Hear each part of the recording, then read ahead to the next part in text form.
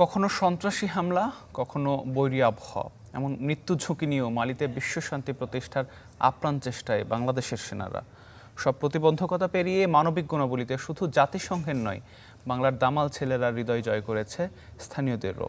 মালি থেকে ফিরে জানাচ্ছেন হিরণ খান।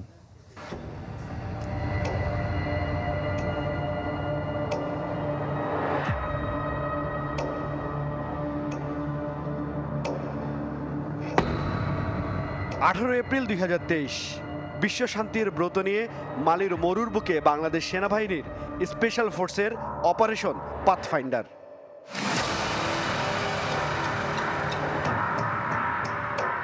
এ সময় বিস্ফোরিত হয় সেনা সদস্যদের টার্গেট করে সন্ত্রাসীদের পুঁতে রাখা ইম্প্রোভাইজড এক্সপ্লোসিভ ডিভাইস। এতে গুরুতর আহত হন সাজোয়াজানে থাকা দুই শান্তিরক্ষী। হেলিকপ্টারে দ্রুত হাসপাতালে নেওয়া হলে প্রাণে বেঁচে যান দুজন। এ ঘটনার 4 দিন পর ভোরে মোপ্তি ক্যাম্পে জঙ্গি হামলা। 5 ঘন্টার সংঘর্ষে বাংলাদেশের শান্তিরক্ষী কেউ হতাহত না হলেও সন্ত্রাসী গোষ্ঠী ও মালি সেনাসহ প্রাণ যায় 10 জনের, আহত হয় অর্ধশতাধিক। 22 এপ্রিল মোপ্তি সুপার ক্যাম্পকে ঘিরে আশপাশে যে জঙ্গি অভিযান কিংবা জঙ্গি আক্রমণ, সেই আক্রমণ নস্যাৎ করে দেয় বাংলাদেশ সেনাবাহিনী সহ এখানের মিলিটারি কন্টিনজেন্ট।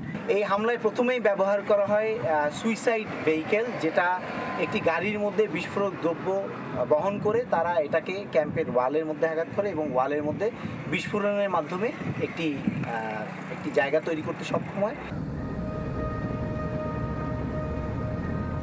2012 সালে মালিতে সামরিক অভ্যুত্থান ও জাতিগত বিদ্রোহে হয় পট পরিবর্তন।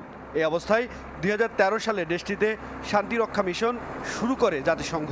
বাংলাদেশ থেকেও পাঠানো হয় শান্তিরক্ষী, যদিও পথটা মোটেও সুগম নয়। আছে সন্ত্রাসী হামলা, বৈরী আবহাওয়া আর প্রতি পদক্ষেপে মৃত্যুর ঝুঁকি।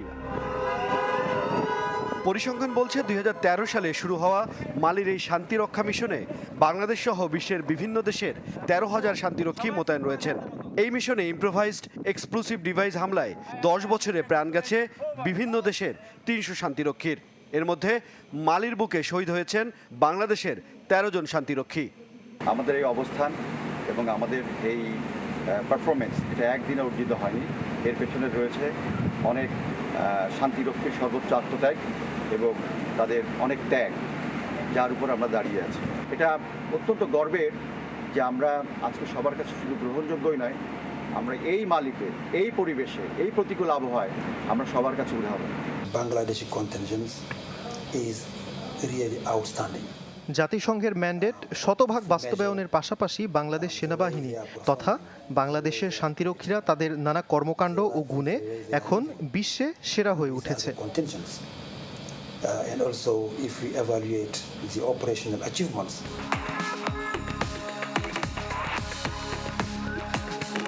পেশাদারিত্ব, দায়িত্বশীলতা, মানবিকতা আর বন্ধুত্বপূর্ণ আচরণ বাংলাদেশি সেনাদের এমন গুণাবলী শুধু জাতিসংঘের নয়, হৃদয় জয় করেছে স্থানীয়দেরও। মানে আপনি বাংলা বুঝতে পারেন? আমি বাংলা বলতে পারি, বলতেও পারেন? বলতে পারি। মালিয়ান দেখাইবো বাংলা ফ্ল্যাগ, ও বাংলাদেশ বাংলাদেশ, এন্ড সবাই খুশি। বেসরকারি পর্যবেক্ষক সংস্থা অ্যাকলেডের প্রতিবেদন বলছে চলতি বছর অন্তত 682টি ঘটনায় 1576 জনের প্রাণ গেছে দেশটিতে। বাস্তুচ্যুত হয়ে মরুর আশ্রয় শিবিরে ঠাঁই নিয়েছে হাজারো মানুষ। হিরণ খান, চ্যানেল 24, মালি।